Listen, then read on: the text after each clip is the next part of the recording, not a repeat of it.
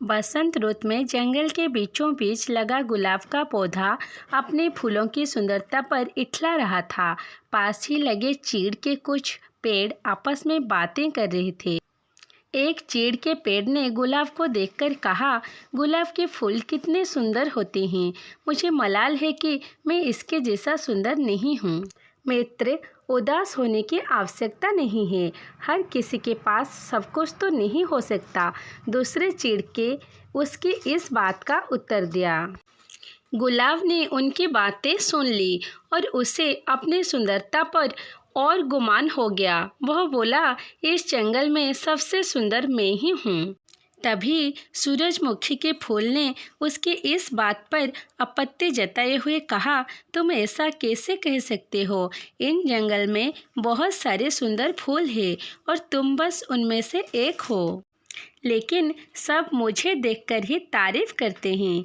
गुलाब ने इतराते हुए कहा, देखो इस नागफनी के पौधे को, ये कितना बदसूरत है। इस पर तो कांटे ही कांटे हैं, कोई इसकी तारीफ नहीं करता। ये तुम किस तरह की बात कर रही हो? अब की बार चीड़ का पेड़ बोला, तुम में भी तो कांटे हैं, लेकिन फिर भी तुम सुंदर हो। गुलाब को इस बात पर गुस्सा आ गया। तुम्हें तो सुंदरता का मतलब ही नहीं पता। तुम इस तरह मेरे कांटों और उस नागफनी के कांटों की तुलना नहीं कर सकते। हम में बहुत फर्क है। मैं सुंदर हूँ और वो नहीं। तुम में घमंड चढ़ गया है गुलाब। इतना कहकर चीड़ के पेड़ ने अपनी डालियों दूसरी ओर झुका ली।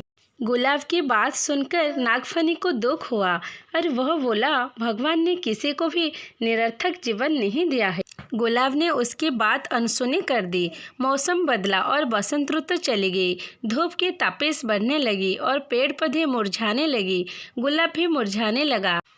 एक दिन गुलाब ने देखा कि एक चिड़िया नागफनी के पौधे पर चोंच गड़ाकर बैठी है।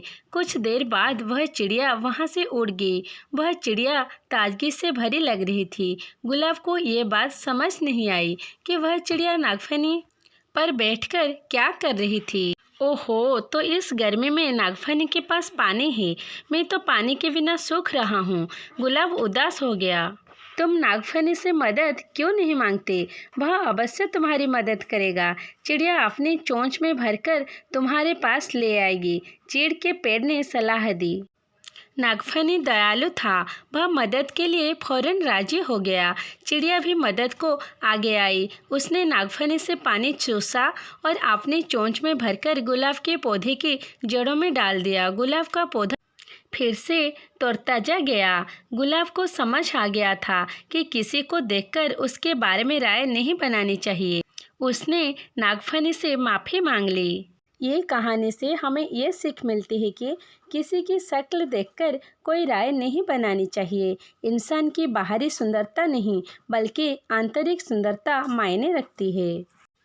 हर किसी को भगवान ने अलग अलग गुणों से नवाजा है, इसलिए अपने गुणों पर अभिमान मत करो। एक दूसरे की सहायता से ही जीवन आगे बढ़ता है।